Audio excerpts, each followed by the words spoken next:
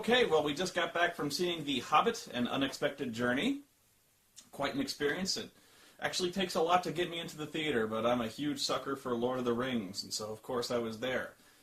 I should start by saying the word of mouth I've gotten from this one has not been good. Right? You? Yeah. And you especially were dubious about hearing they'd split the one book into 3 movies. Exactly. You took this as an omen of dread. Granted, I haven't read the book since high school, so I'm going to be terrible at what was faithful to the book and what was not, because I can barely remember much of any of it. But I think that's how almost every review ever written or done about this movie is going to start. They're going to be like, I haven't read this book since elementary school, so I don't remember what happens. But I still don't remember it. It's still a tiny book compared to everything else. Oh, it's not a tiny book. It's not a tiny book. But yeah, again, I haven't read it since junior high. I do remember probably more than most critics do. It was pretty close. As I recall, the escape from the elves was a lot different, but it's pretty close. Now, what's interesting was that I didn't know how they were going to do it, because The Hobbit is a tonally much different book than the rest of the Lord of the Rings, because it was kind of written in a bubble where Tolkien just wanted to write this a children's story, about dragons and dwarves and stuff like that, and it's very clear from chapter 1 that it's a child's story. It's a long one, it's a complex one, but it's one for kids like junior high kids and younger can read it or have it read to them. And so that's what the book feels like. And so it's not jumping ahead, but it's kind of confronting an issue I didn't really want to get to. But the tone is a very interesting part of this movie, because it has those elements. It starts right off with them, because the first act is essentially a comedy. Where Gandalf brings over all these dwarves, and they essentially just throw this impromptu party, and they trash his house, and they eat all his food, and stuff like that. And so there's 2 issues. One, is it funny? And 2, how do they resolve the fact that there's kind of a tonal clash with the lighthearted comedy up front, and then it gets dark. It gets to a lot of battles and a lot of fighting and stuff like that, which I thought was done well. Most of the criticisms I've said is tonally it's all over the place. It's confusing, and I didn't find that. I found that it starts off very light and it becomes adventurous. I wouldn't say dark, but it definitely becomes an adventure. Which there's more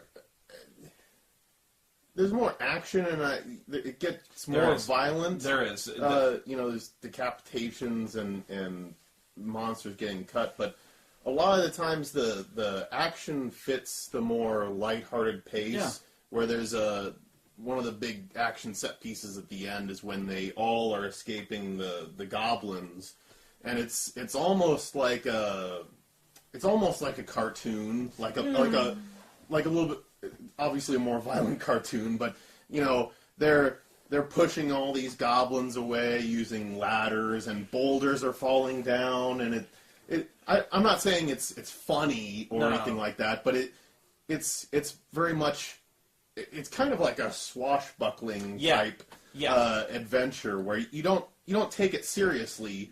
Yeah, people are getting chopped down, but you're not thinking of the ramifications of people dying, that sort of thing. That's a better point.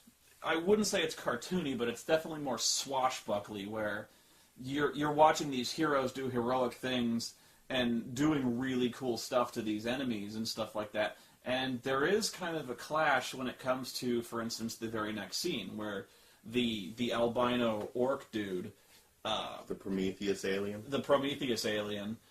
wants to show down with Thorin Oakenshield, and then it's really intense. That was a really great scene, I thought, by the way, but I'll get to that. But yeah, you had this scene where, all of a sudden, this shit got real. And I can see why critics would have a problem with that, because you're like, oh, we're having fun. Oh, shit. It turns... But even then, it's serious, but it's not it's not like the Lord of the Rings where characters die. Yeah. Nothing that tragic happens or that dark or grim. Things get more serious, but it's all in the adventurous spirit of yeah, things. and I think that's the difference between the Hobbit and the Lord of the Rings series, is that, and I think the movie carries that, it's a very adventurous type of movie. Violent, certainly, but it's still a fable, it's still that kind of, people die in monsters die in a fable and stuff like that, and a lot of that stuff, there's no way to make several of the scenes in the Hobbit intense, like the troll scene, where they get turned to stone by the daylight. It's very fable-ish, and there's no way you're gonna make that into the Dark Knight style realism where they're he's trying to convince the trolls that how to prepare the dwarves so they're tasty, and it's not silly, but it's a little more childish, it's fun that way. A kid is gonna love that, and I liked it. And I guess now we should back up and say what our general impressions of the movie were. I don't think you liked it nearly as much as I did. I thought it was great.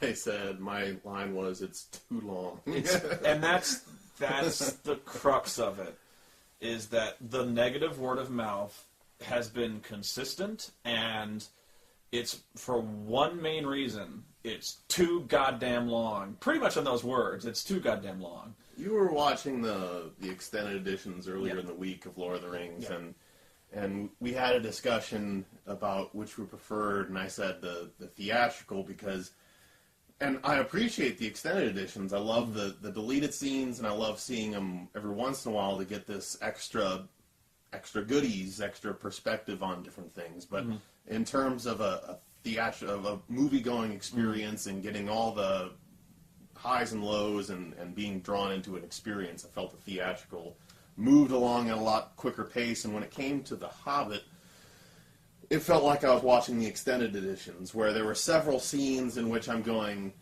yeah, this is nice, it's pleasant to watch, but is this scene necessary? Yeah, if you were directing this or editing this, you're like, could I cut this? Right? Yeah. Yeah, and I can see that. I really can. Here's the difference, though. I'm willing to I am not the guy to review this movie. I'm not. Because I love this shit. I love all of this shit. Like, The Lord of the Rings. I want as much of that as you can give me. I love those movies. They're one of the few movies I'll watch over and over and over again and really not get tired of it. The only extended edition I thought was weaker because of it is The Two Towers. The Two Towers is too goddamn long. The extended cut, I don't even bother with it, because there's all sorts of shit that, there's scenes of, Eowyn going to a funeral and singing, and then, this contributes nothing. A lot more fucking around with the Ents. When the Ents were, by nature, the most boring fucking part of the movie. I'm like, we don't need more of this. We don't need more boring shit. And I even thought I was going to go into this movie and hate it. I was like, even though I don't see 3 movies in this. Actually, I was sticking up for it. I was like, there are 3 distinct parts of The Hobbit. The beginning, middle, and end. No, there's the beginning where they have these adventures with the trolls and they meet the goblins and stuff like that. There's a definite first act there. The second act is when they encounter the dragon, and the third act is when they're, spoilers, when they have secured the hoard, and they have to do there's a fallout to that. There's defending it and stuff like. So I saw potentially 3 movies in this. I didn't know how they were going to pull it off. So, my impressions, I've completely gone into my impressions in the theater were that the audience, which was very small, seemed to hate it. Did you get that impression? I also think they were getting a little restless. Yeah. It is so hard, I think, to keep an audience, and this isn't an insult to people are stupid these days, but it takes a lot to put somebody's ass in a seat for 3 hours, 3+ hours, right? How long was this? I think it was just around 3. Yeah. Around 3. So it takes a lot to put an ass in a seat for 3 hours, and so you were really you're gonna try people's patience for that long. There were set pieces that you could tell that there were different set pieces all through the movie, which aligned with the book and which kept things fresh and they kept things going. You had the dwarf party at Bilbo's, which was fun. You had them go. You met the cave trolls, which was another scene. Kept it going, and then you had the riddle scene involving Gollum, and then you had the escape from the caves, that sort of thing. But then there are stretches where it's like, and again, this would be nice in the extended edition, but they go to Rivendell, and then they just sit around, and they talk about this is how you get to the mountain, and this is how you open it, when it could have been explained in an expository scene of dialogue instead of them just chilling out. Yeah, it's nice to see, but then again, it pulls a drag chute in between these different set pieces in which you're going. I know the scene you're talking about, where they're sitting around the table and they're talking like they're talking about why you're going to the mountain, and then Gandalf is like, "Oh, by the way, I found this," and he puts the Morgul knife up there, and then they have this discussion of like, "That was buried with the Witch King of Angmar," and Gandalf's like, "I know, right?" And then Elrond's like, "What the fuck is this?" And Galadriel's like, "That's the Witch King of Angmar's knife." And like Elrond's like, "That's impossible. He was fucking buried, and we put magic spells on it and shit." And Gandalf's like, "I know, right?" And then like Galadriel's like, "What the fuck is this shit?" And Elrond's like, "I know, right?" But and it doesn't add anything. But they're like, well, Gandalf's like, "We need to look into this shit." And so Elrond's like, well, this could come from anywhere. And then Saruman's like, yeah, we don't know shit. And it's supposed to be a tie into the Lord of the Rings, and going, Gandalf's going, there's a darkness coming. Yeah. There's something happening, and there's portents. There's all this stuff. Yeah. But in the terms of this movie, doesn't add anything. No, it doesn't. And I can see that. However, I again, huge mark. So I'm like, oh, so this is like, it's foreboding. Like, we see the Witch King, like, we explain where the Witch King comes from and stuff like that. He comes from this tomb, and we buried him because he was such a bad motherfucker, and now he's back. And they're like, what did this? And they're like, I don't know. Could it be the Dark Lord who... and they're like, no, it couldn't be the Dark Lord who did all this shit. And, it's good. But, again, huge mark. And so, even I was watching this scene going like, I could have cut this. You know what I mean? There's a few scenes like that where they could have just strictly gone to Rivendell, given Elrond the map, and Elrond is like, you just have to go to this shit and open this thing, and they're like, good, thanks, and gone. Yeah, you could have just said, yes, I read Dwarvish. Yeah. This is what it said instead. No, we have to go when the moon is in its peak in the crescent, and we have to put it on the Kal-El crystal. We're doing 5-minute sequence. I did think it was funny how none of the dwarves read Ancient Dwarven or know anything about those moon letters that are written there, and they're like, what the fuck? And Elrond's like, yeah, this shit was written by a special magic pen that you can only read it at the same time the moon is when it was written. And the dwarves are like, oh. And I'm like, dude, this is your thing. Like, you're like, what? Fuck, you can't read Dwarven? And they're like, no, it's Old Dwarven. What? Can you read, like, Old fucking Elvish? And they're like, yeah. And they're like, dwarves not read. Dwarves dig for shinies. Yeah, so that's the thing, is I can easily, in a way I agree, is like, again, if you wanted to release an extended edition, Hobbit, the journey continues, that sort of thing, and make it 3 hours, I'd have no problem with that. Yeah. These scenes would be great. I'd love seeing Elrond and Saruman and all these things. But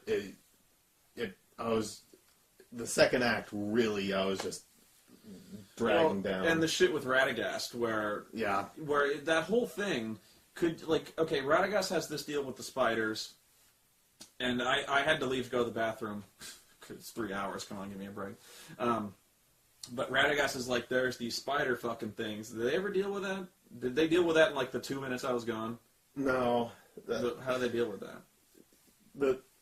Really what it boiled down to was Radagast says, I was looking into the evil that's in my forest. And I found this. And I found Nazgul, basically. There's a necromancer out there. The necromancer, okay. And he dropped this, and he has the sword. and he basically played distraction for the orcs that were chasing him while the rest of the party ran off into the valley. That's another thing. I don't remember Radagast being in The Hobbit. I'm sure I'll be corrected, but I don't remember hearing that. I know Radagast is in The Fellowship of the Ring. Although, that was a funny line. I always thought that was funny. I think it's Bilbo or one of the dwarves asks, like, so is there anyone else like you? Any wizards? And he's like, yes, there's 5 of us. And they're like, really? Who are they? Are they any good? Like, he's like, well, there's Radagast, and he's kind of a druid-type guy. He's high most of the time. And then there's Saruman, who's fucking badass.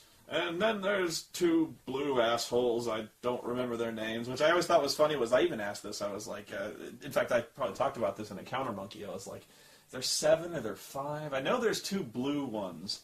And it's almost literally what Gandalf says. He's like, and then there's 2 blue losers.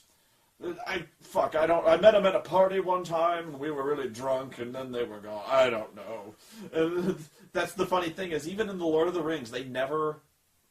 there's 2 blue guys, and they live like way the fuck. They're not in this story. In the Silmarillion, but I didn't even read that. Yeah, they're like, it was boring even for me, and I'm like 1,000 years old. And yeah, but they don't even have their names. Like Tolkien never included their names. They're just 2 blue assholes. They're just blue. And so I thought that was really funny because like even Gandalf's like, what the fuck I know. Yeah, so. Even I will admit, for somebody who is not a complete and total mark for these movies, I was actually I was mentally ticking off scenes like when Gandalf goes like, yes, and then there's Radagast the Brown, and they start to pan away, and I'm like, you're not. Oh my God, they are. And then we like pan down to Radagast, who's like, we have a 5-minute scene of Radagast just wandering around the woods, like petting a porcupine, and then it ends. Or a hedgehog, I'm sorry. You just imagine Gandalf token up going, I'm sorry, what was I talking about? And then he shoved a jewel down a hedgehog's throat, and I'm like... but I'm sitting there going like, wow, we're actually going to spend 5 minutes with Radagast, who's like got like half his head coated in bird shit, really? Yeah, and he's like...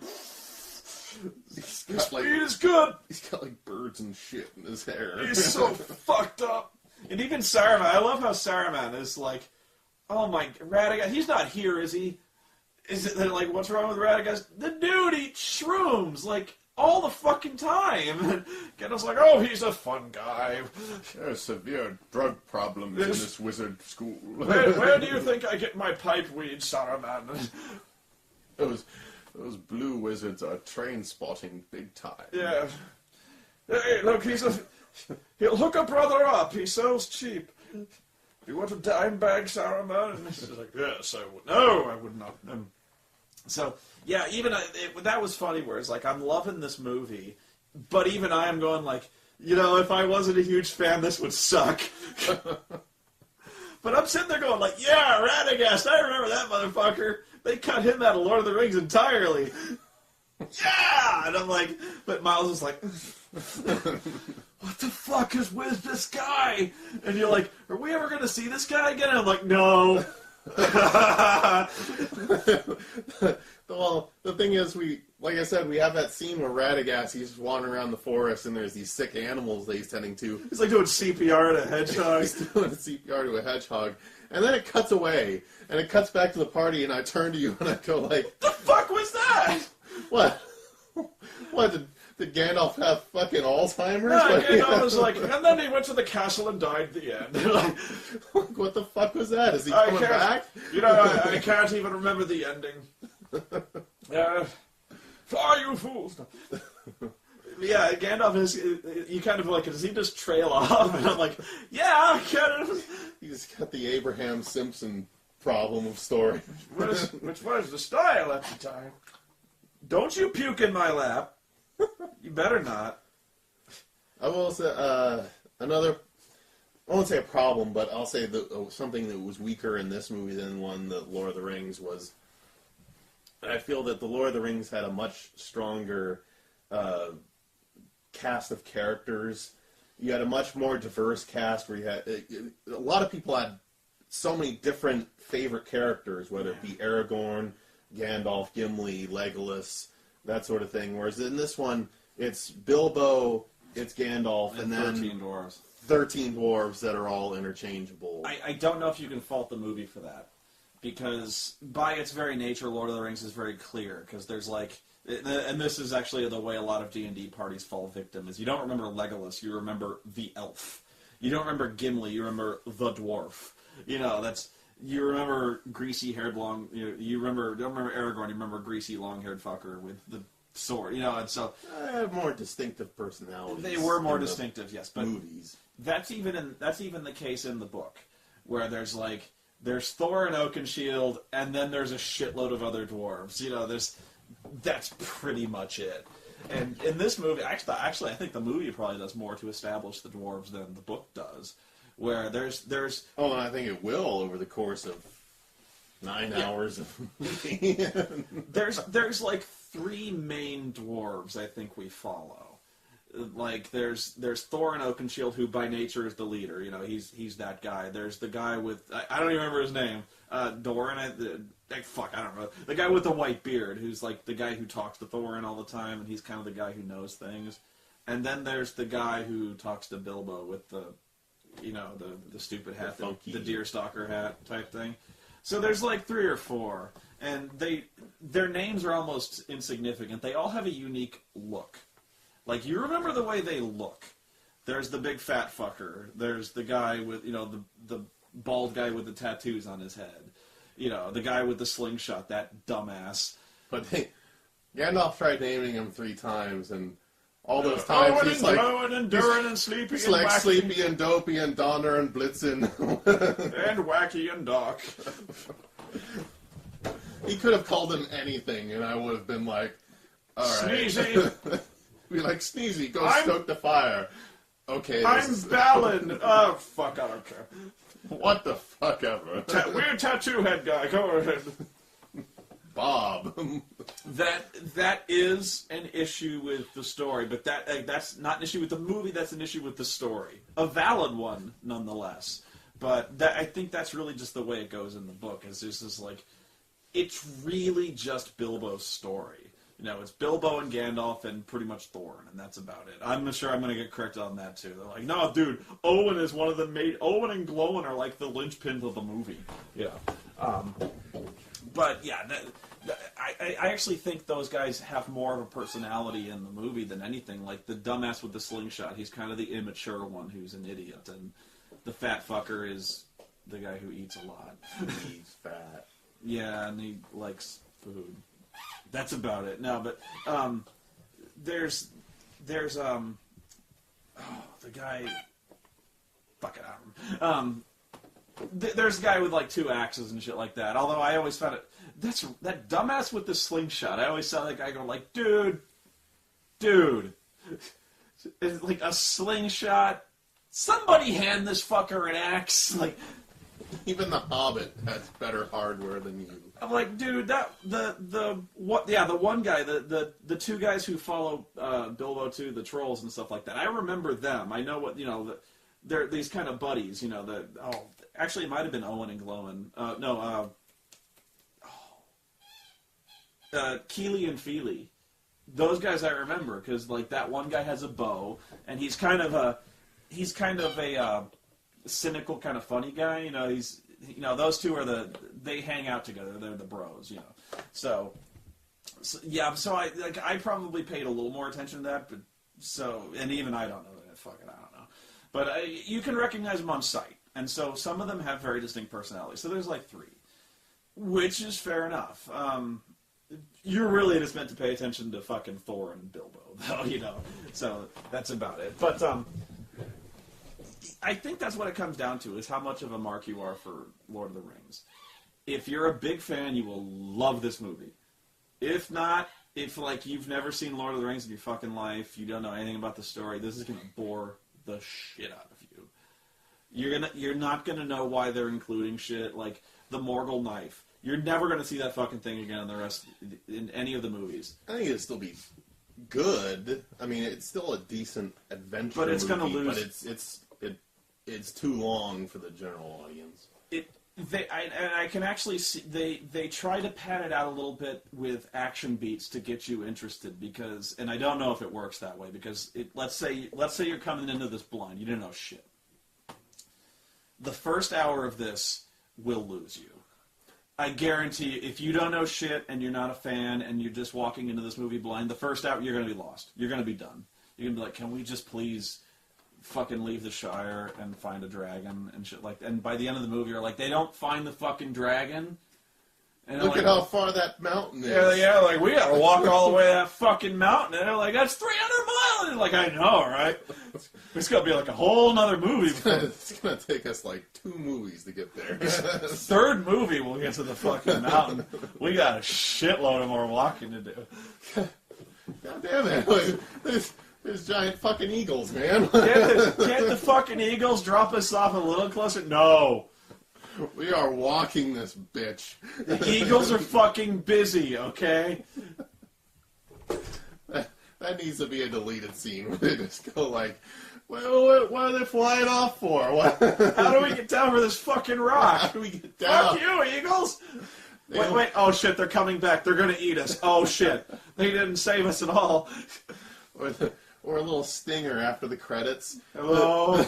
The eagles land them on top of this rock, and it's very picturesque, and they're going like, well, it looks like the worst of this journey is behind us, and it goes do-do-do-do-do-do-do-do. And you just want the stinger at the end going like, actually, how the fuck do we get down? You mentioned that, you whispered to me in the theater, and I looked, there actually are, like, stairs. There are. There's, or if not stairs, there's a way to climb down, but I saw them. I'm like, okay, there is a way down, but that would have been funny. We're like, do you have a rope? No, do you have a rope? Shit. Damn it. Hello, I gotta call the eagles back. I honestly thought we were gonna see Radagast up on a hill being like, Assalamu alaikum. Wizards gotta stick together. Yeah. Except for Saruman. Fuck that guy. But yeah, the scene with that's where it's gonna lose you is Rivendell. Yeah, I mean, you picked it out, and that's what stuck in your mind. You're sitting there going like, can we just please fight some fucking goblins now? And I'm like, no, we gotta talk about the Witch King. We like, gotta talk more. And you're like, does this have anything to do with anything? And you're like, no, but 3 movies from now, It'll totally pay off. It's gonna make sense when you get to Weathertop, motherfucker. And you're like, what? You guys, he stabs him with the Morgul knife. 4th movie, and you're like, I guarantee you're never gonna see that fucking knife again. But I'm sitting there marking out. I'm like, the Morgul knife. It's shit. Like I was even disappointed in the extended editions. We don't deal with the Barrow Wights. Because I've had this argument. You're like, when they actually battle the Witch King in Return of the King, we're like, I think, Merry stabs the Witch King, and the reason his blade harms the Witch King is because it comes from the barrows. It's a barrow knife. And so it's magic, and so it hurts him. And you're sitting there going like, that has nothing to do with anything. And I'm like, no! But I was like, I really would have liked to have seen it. You know, this is the kind of movie that would have included Tom Bombadil. And it wouldn't have been out of place. Yeah, that actually, yeah. That's the thing is, Tom Bombadil would, even in Lord of the context of the War of the Ring, is ridiculous. Because even when you're reading this book going, hi ho the Dario, Tom Bombadillo, and you're like, the fuck is this guy? Because you're dealing with like these omens and portents, and Sauron has the ring, and he will conquer the world. And by the way, there's this dancing fruit fucker in the woods, and it comes and goes just as easily with them. Because I remember they're sitting around going like, well, wait, Tom's not affected by this ring. No, and they're like, why don't you just give it to Tom? And he's just like, oh, I wish I could help you, but oh, look over there. Yeah. That's actually a flaw I found in a lot of Tolkien's writing, is he sabotages himself at several turns. Like, Gandalf goes on at great length about how this ring is bad news. Nobody can touch this ring without being corrupted by it. If it falls into the hands of the enemy, anyone who gets corrupted by this, we're going to live under the reign of a new Lord of Darkness. And then immediately, We don't even leave the fucking Shire, and immediately we run into this motherfucker who's like, Frodo's like, yeah, I got this magic ring, and Tom's like, yeah, let me see that. Yeah, this is really cool, and Frodo's like, don't put it on, it's evil! He's like, don't put it on, it's evil. It's like, whatever, and he hands it back, and I'm like, ah! He's like, that sort of magic doesn't affect me. Yeah, he's like, I'm a nature god, basically. He's like, I don't give a shit, I'm a god, or so, he's like some kind of sprite, or I don't remember. Well, why do we need Frodo to take it to the mountain? Why don't you take it, Tom? Yeah, Frodo's like, I'm just a hobbit, I don't know shit, I can't do this. Maybe you could do it, you chased off those barrow wights, man. And he's like, yeah, I could, but, I'm really busy, I gotta go. And he just goes, and you're like, And then later on, when Faramir, in the movies, Faramir captures them and is headed to Gondor to turn the ring over. In the books, that doesn't happen, and it's ridiculous the way it doesn't happen. Where like Frodo, he's like, yeah, I've got this ring of power, and he's like, your brother tried to take it from me, and this is almost exactly what happens with Faramir. Is he's like, yeah, but I'm not my brother. I don't want this thing. If it were lying on the side of the road and Minas Tirith were in flames, I would not take it. He doesn't. There's not even like a moment of temptation with this guy. He's just like, I don't want it. I would never want it. If I could save all of humanity, I would not take it. And I'm like, wow, thanks, Tolkien. Like, I'm like, why the fuck would you do that? Like, you've hammered on this point. Boromir was corrupted. The entire Fellowship is subtly being corrupted. Gandalf wouldn't fucking touch this thing, and Faramir's like, fuck that, get that fucking thing away from me. Like, why so many people bring up the Gandalf escaping by a giant falcon or whatever. Why doesn't he take him to Mordor? And it's just like, it's kind of... I'm so tired of people bringing that up as a plot hole. Why don't they take the eagles to Mordor? I am so tired of that. Like, you can't just fly over the walls to Mordor. The walls are fucking watched. The Eye of Sauron would see them. And by the way, the Nazgul ride fucking fell beasts. You might as well just like have a fucking strobe light and then fly it over the walls. The Eye of Sauron's gonna see that. You don't think he's gonna see the fucking One Ring of Power flying over the fucking wall? Fuck you guys. But still, it would have been nice to have one line of them going like, and I agree with you, but still, it'd just be like, you're telling me there's not one person in the party, like Merry or Pippin, that's not going like, hey. But they don't establish, they never see the fucking eagles until like way later. In fact, does the Fellowship ever see the eagles? Gandalf deals with the eagles. Gandalf deals when he's on Orthanc, but none of the other guys do. It's Gandalf's call, and I think even the eagles kind of want to be left out of it. I think at one point, if you read the books, I think the eagles want to stay out of it because they're like, look, we say like Gandalf, we're bros, right? We owe you one, but like we can't get involved with this. Possibly. Again, it's been a while. Something like that, but yeah, that is not a plot hole, guys. Everyone brings that up. They're like, oh, this movie's bullshit. They could have just flown over the fucking crack of doom and dropped it off. I'm like, did you not see the Nazgul have dragons? And they know they're not dragons. But anyway.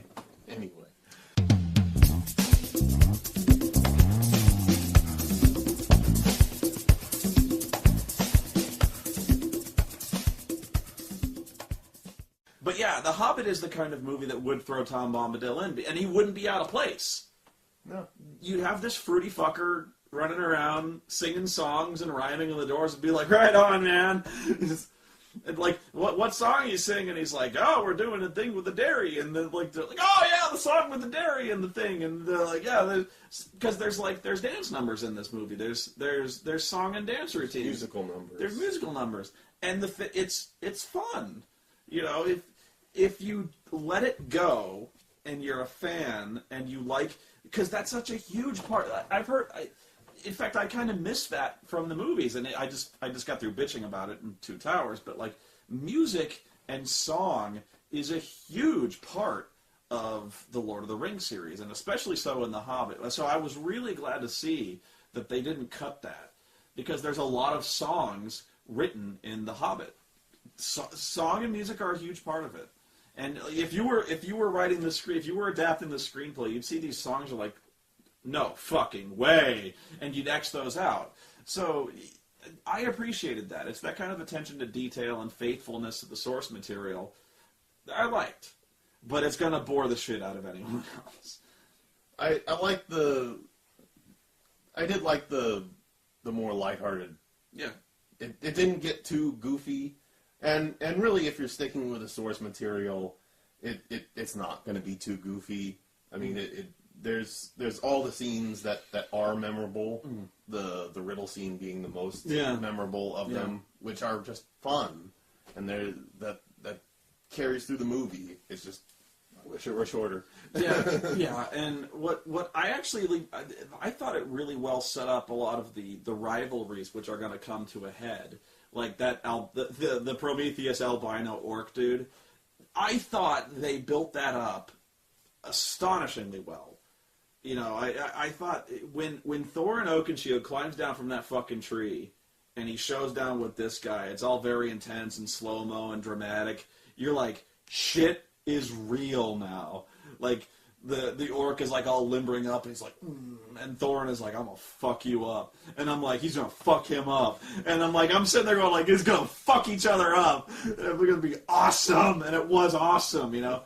That scene where they're running through the goblin caves is awesome. Yes. I thought it was really good. It's a little cartoony, yeah, but the book is a little cartoony. You know, swashbuckling, I think, is a much better term, and I'm glad you came up with it because I wouldn't have. But it's fun. It's a fun movie with a slow first act. Once it gets rolling, once you get to the trolls, once you get to like the orc attack and stuff like that, as soon as you get to the mountain, then you're having some fun. That's why I needed to keep moving. Is it's an adventure. You want to go from the next set piece to the other because it's fun. It's fun. You're going, and that's why you wanted it to be more brisk. You wanted to go from cave troll to meeting the orcs, But I appreciated the world building aspect of it. I liked the tales of Erebor. I liked the story of the Heartstone. I liked hearing about Thorin's dad. I even liked hearing about Radagast, and I even loved in Rivendell that scene where they're eating dinner and they're showing all the magic swag. Basically, it's like a D&D game where they're like, yes, we found this magic shit. Yes, and he's like, we need it identified, Lord Elrond. And Elrond is like, identify. And he's like, oh, this is Glandring, the foe hammer. And he's like, yes, this is a magic +2 sword of greatness. This is Goblin Slayer. It's +5 against goblins. Yeah, +5. What is it? It's I forget what it is. It's like Thorin's sword. It's like Goblin Cleaver or something like that.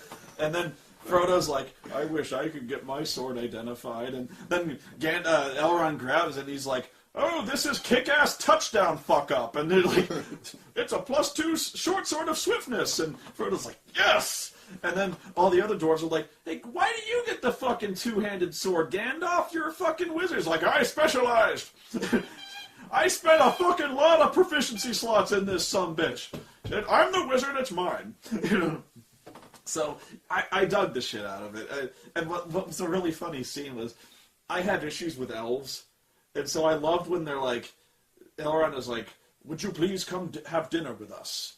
And so they're like, yeah, all right. And of course, they're all these salad-eating motherfuckers who've got like this huge salad bar. And of course, there's like 5 elvish bitches playing harps and really annoying flute music. And the dwarves are like, are you fucking serious with this shit? And the other elves are like, you know, they're like, oh, bitter dregs. And they're playing their harps. And Elrond is like, yeah, he's rocking out. And I'm sitting there going like, I wish they would just fucking flip this table and go. And so like the John Belushi guitars. Yeah, just bong, bong, bong. Sorry. So yeah, I loved how they kind of, you know, they made the elves look completely just assholes and useless and stuff like that. Because I have issues with elves myself in that they're these fucking stupid salad-eating bastards who are always like, let's play some harps and write poetry. But that's kind of Tolkien elves, right? They're the kind of douchebags who write all these lyrical poems, and they always have to shoot bows. Because that was this huge thing where, like, I took heat for making a half hobgoblin ranger. They're like, why didn't you do an elf? And I'm like, oh, because all elves are rangers, right? Yeah, so I'm going far afield. I did want to bring up that scene, though, because I laughed my ass off. Oh, very quickly, let's do trailers, because the trailers were worth talking about. Number 1! Pacific Rim. Oh, that! Yeah! Oh, well, if you want to talk No, Pacific Rim, go ahead. Okay, it's Guillermo del Toro. Yeah. He's directing fucking Robot Jocks. It's Robot Jocks. Yeah! I don't know why they call it Pacific Rim. How unhelpful of a title is that? Fucking Robot Jocks. Why would you call your robots versus your building tall robots against giant monsters movie Pacific Rim? What the fuck is wrong with you? Call it, like, this is where you need, like, a Snakes on a Plane style title. Robot Jocks. You hear that title, you know what you're getting. You're going to see people joxing robots. That Pacific Rim, the fuck does that mean? Mariana's Trench. Yeah, fucking Alpine Mountain. What? Like, I seriously expected, like, a nature documentary. Pacific Rim. I expected to have, like, some kind of fucking submarine talking about coral reefs. Pacific Rim. Fuck you. It's Robot Jocks. It's giant monsters versus giant robots. Giant robots piloted by jocks. There's these dudes in suits, like, that's it. And I'm like, have that be the title. This isn't hard. Pacific Rim, fuck you. I got pissed off. I was like, you're like, this movie looks awesome. I'm like, what? Yellowstone Forest. Yeah, fucking Central Park. Cloverfield. The fuck is Cloverfield? That doesn't mean anything. Wait. Help me. And then there's the M. Night Shyamalan movie. Yes. Oh my God, help me with this one. After Earth. After Earth. This movie. What's a twist? This movie looks... M. Night even needs twists in his trailers. He put a twist in his trailer. I didn't know it was supposed to... That's sad when he uncorks this big reveal. And I'm like... I'm sitting there like... Was that supposed to be a twist? Like, was I really supposed to think, like, this was some alien planet? Oh my God, he was hoping to surprise me with that. He's twisting us in the trailer. I did not know that, like, it has, like, this big foreboding sound. Like, he's like, do you know what planet this is? And I'm like, Earth. And then he goes, it's Earth. And then there's this big orchestra sting, like, bet you didn't know that shit. And I'm like, they were so, like, I know the trailer was so hoping for me to be like, what? What? No! No! Earth, no! You bastards! You blew it up! And I'm like, what? Is that supposed to... The wind won! The wind! Ah! It's a spiritual... Actually, that would probably be... that's the twist. The wind destroys the Earth and then remakes it in its image. Because, like, even Will Smith is like, everything on this planet has evolved. Everything's evolved to kill humans. Everything has evolved to kill humans. That's what he says. So that makes sense. Ironically, we'll find the message cube from Mark Wahlberg. It was the bees. The bees, they came back. They were hiding, right? And then they came and killed us. And we were like, what? No. We're peaceful. We didn't mean to. Oh, Blackwater, keep on rolling. Yeah, there's no gas out here, sir. There's no gas. And then there's gas. Man, we didn't steal your lemon drink. Yeah, it's what happens when you eye some woman's lemon drink. That's shit that happens. Oreo is getting really restless. But yeah, there's this huge sting like, oh fuck, it's Earth. And I'm like, so? like, I seriously was like, so is he going to round a bend and see the Statue of Liberty? Because, like, the first thing I thought was like, oh, this is Earth, because they're from space, and it's Earth. I brought this up to my other friends, because I saw the trailer before. Oh, did you? Okay. And I'm like, did you know M. Night Shyamalan has a new movie? And they're like, no. Now, I don't remember this, because you told me when the trailer started. Did they even put his name up on the... No. They didn't. Okay, because that was the funniest fucking part of Devil, which was the last movie he did. You're like watching this trailer, and you're like, this movie looks like a piece of shit. They're like, there's a devil in an elevator. This is fucking stupid. And then it goes, a film by M. Night Shyamalan. And the theater, no shit, burst into laugh. They're like, oh my god, no. And I was like, yeah, really. So I wasn't paying attention, but I was like, did this movie have a credit like a film by M. Night Shyamalan? No. No, it didn't. And I was like, M. Night Shyamalan is a new film, and they're like, no way. No way. We'd have heard about this shit, right? Who's giving him money? I'm like, Will Smith. Because he's forcing his son down all of our throats. Okay. Like, he's got to have all of his children represented in Hollywood. Yeah. So I bet you, like, Will Smith was going, here, I'll give you millions, but you got to make my son an action star. You got to believe that if there was a studio behind this, they're like, we can't put your name. We can't put it in the trailer.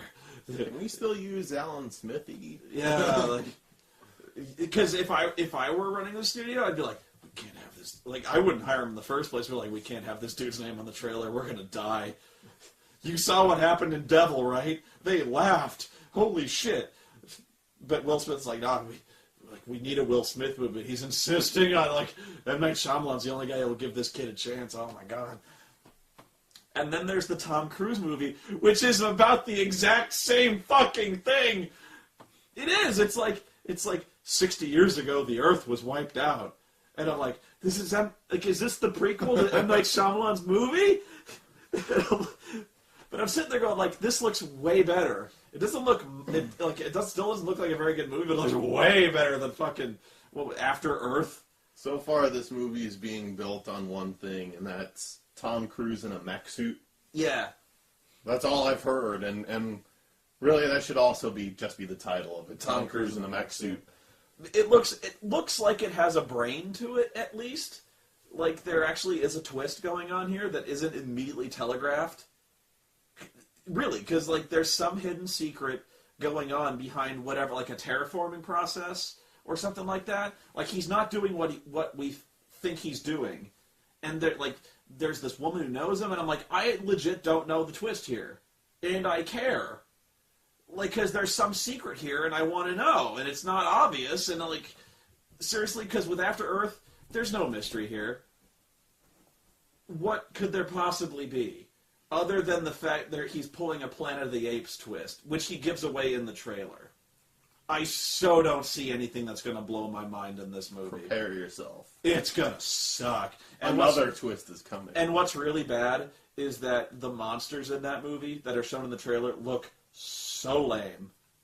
They are so lame. It really is on the level of the werewolves in Twilight. Like, how bad they look. In fact, I think I saw the wolves in Twilight running around this thing, because it looks really bad. And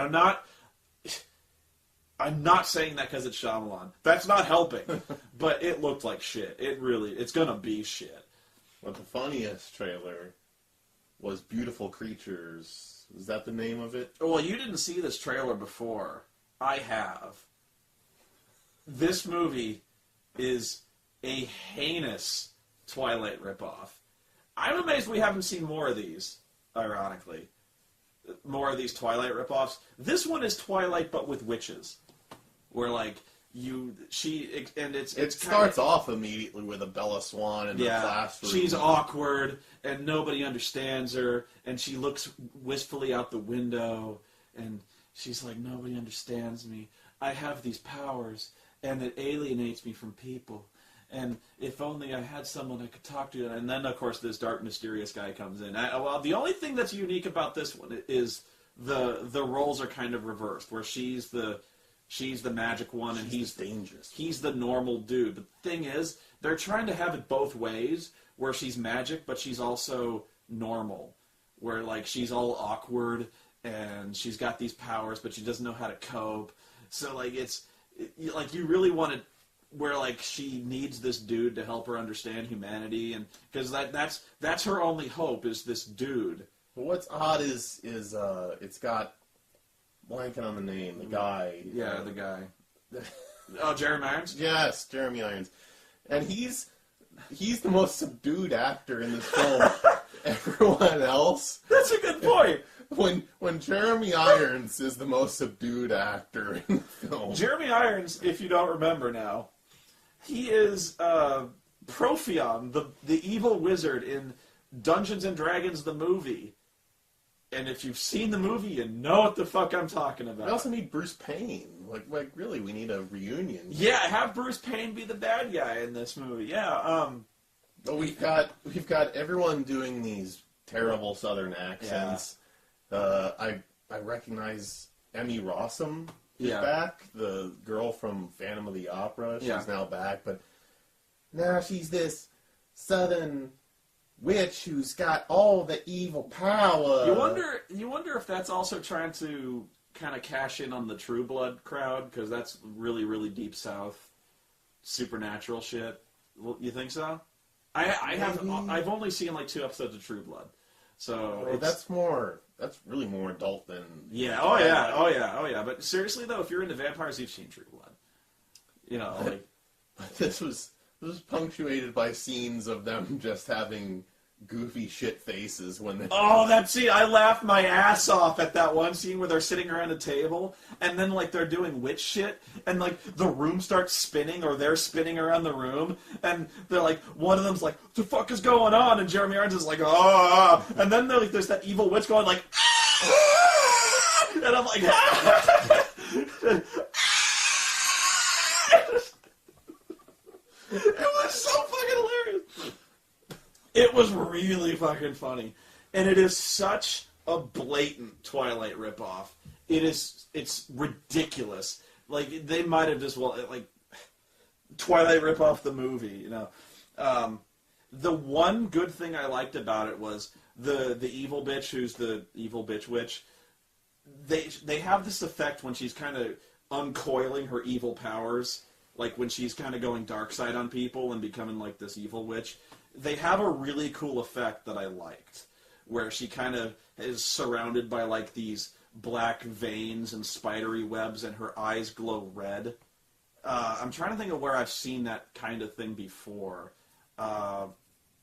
It's almost like if you've seen The Witcher, where not The Witcher, the game The Witcher, where his eyes kind of glow when he does the cat potion, when you can see in the dark. It's that kind of really, it's this eye glow effect combined with this really interesting effect on her body that is black and shadowy. I dug that.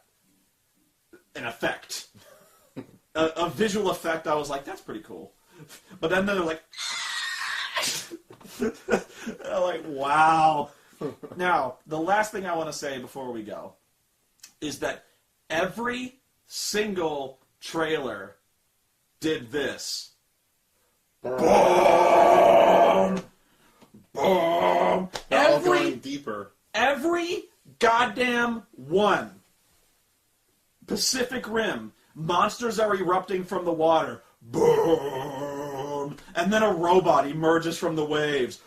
Boom! Idris Elba saying badass shit. Yeah, Idris Elba's like, there's only one thing that can stop these monsters. Cut to black. Boom! Giant fucking robots. Then you see a robot. Boom! And then, like, you see a robot swinging a punch, and just before it hits, cut to black. Boom! You think I'm joking. Am I lying? No. Then you see... After Earth, the Shyamalan movie, where the spaceship they're in crashes, so like the back half of the spaceship gets ripped off. Will Smith gets sucked out the back. Then they cut to black. Well, then he gives his monologue about this planet is out to kill you. Yeah, this planet's out to kill you. And then there's everything's evolved to kill humans. And then there's like a giant piranha plant it opens up and it's like, "Grrr." And then there's a stampede of like T-Rexes, "Grrr." And then there's Tom Cruise. And Tom Cruise, like, he's hanging from a rope, and all of a sudden the rope snaps, and he disappears in the darkness. Brrr. Right? And so, like, even the fucking Twilight thing, I can't remember. I was laughing my ass off too much earlier, but I'm almost certain, like, the witch is like, she will be one of us. Brrr. She's like, your time is counting down, my sweet, and the number, brrr. Right? It's like, you need to look deeper into your soul. Embrace the deeper darkness. Brrr. Now, I remember there was a shitty pop song or something on there. On the Beautiful Creatures. Yeah. It was just like, embrace the light. You're gonna get that. Seriously, this would be beige. To experience beige, the soundtracks for every single one of those Twilight movies is excruciating. It's this horrible, I don't even know what genre it is. It's this indie, like, chick. It is, like that song when they go to the prom and they play. All I remember is that it's like just nails in my sinuses. That song that they're like, that's probably the catchiest song in the whole thing was they were playing baseball, and I'm like, this is still fucking terrible.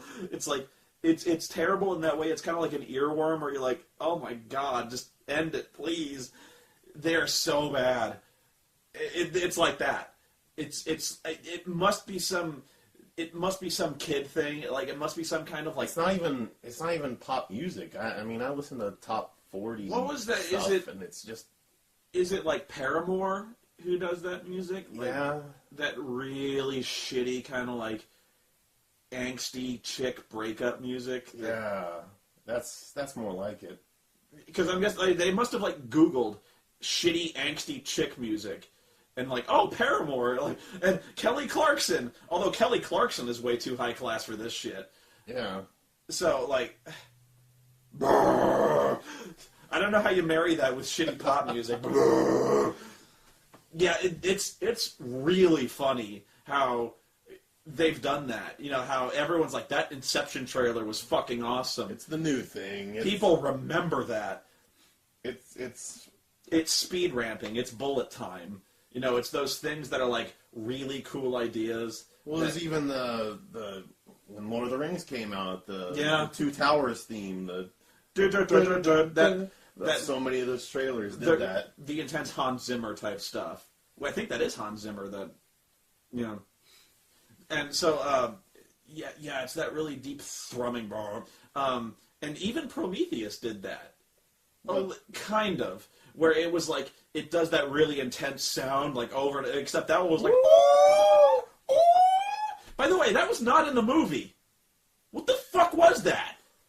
Like, it was just like this really discordant sound. You know? And I'm like, I really thought that was going to be something that was in the movie. Like, there was going to be a monster that, like, that was its fearsome shriek. You know, right? I thought it might have been like some kind of alarm in the alien spacecraft or whatever it was. But like it was cool in the trailer, but I was like, this is going to be. I thought it was a part of the movie. How could you not? Because it didn't sound musical at all. It sounded like a special effect. It sounded like a sound from a movie, a scary. It was a scary sound effect. I was like, they got to use this. Like, they're using this. It's cool. I like it. You know. The movie sucked balls, but god damn, what was the black goo? Anyway. So yeah, I've kept Miles up way too long. He's got a trip in the morning, and I've got work to do. So, final verdict. It's too goddamn long. But I'm a huge D&D player. Lord of the Rings shaped my life. It's a huge part of my life, clearly. You know, I eat this shit for breakfast and seconds for lunch. I loved every second of it. But I can easily see... Oh, can I easily see why it would piss anyone else off? I can. I really can. But it's this movie. Honestly, this movie's for me. You know, it's almost like they made this movie for Spoony. You know, and you even liked it. But you're like, it's too goddamn long. You know, I still enjoyed it. I prefer if we made like a cut version. I will be fair. Yeah, even I will admit this is the extended version of The Hobbit. If you were to cut a lot of those scenes we mentioned out, you wouldn't have missed them. Like, you wouldn't have known the Morgul Blade. Like, if you cut that whole shit with Radagast out and they just went to Rivendell, like, if you just had them leave and they went there, like, after the Trolls, they're in Rivendell. I'd have been like, and then Elrond reads the fucking thing and is like, you have to go here, and they go, okay, and they leave. That's like... I'll even pay for the two versions. I'll pay for the regular, and I'll pay for the my theatrical cut. Yeah. You easily could have cut that, and you wouldn't have known it was gone. If you hadn't read the books, it'd have been like, whatever. You know, but yeah, I was so happy to see it, but it didn't need to be there. You know. But I think I really think that was the mission here with The Hobbit, was to make The Hobbit. All of The Hobbit. All of it. And I think that's what they're going for. So, mission accomplished. For better or worse, mission accomplished. And I think a lot of people are going to come down on the worst side. I just think in most audiences, and probably fairly enough, are going to get bored with it. Because that's a long time. Even the Lord of the Rings movies, which were much more action-packed, and did not meander nearly as much as this one does, it was a lot to expect audiences to sit through. Because that was, what, at least 2:15, probably 2:30, 2:45. Yeah. There were numb asses coming out of that one. And those are probably more action-packed. Now, the last word I'll say is, once you get past the first hour, this movie's, like, really action-packed and really awesome. Like, as soon as they kind of get to the mountains, where they got those big fucking stone giants, like, wrestling and RKOing each other on the landscape, you're like, even then you're like, what the fuck is this? It's awesome. Yeah, you're like, where the fuck, what? And I'm like, yeah. And there's like one stone giant does a Shoryuken on another one and punches his fucking head off. And you're like, does it have anything to do with anything? Nope. It does not, sir. And you're like, are you gonna ever see this again? No. Why are we watching this thing? Because it's cool. It's in the book. But it's yeah, I know it's pointless. I love it. So yeah, that's pointless, but I love it. I dug the shit out of it. Bye.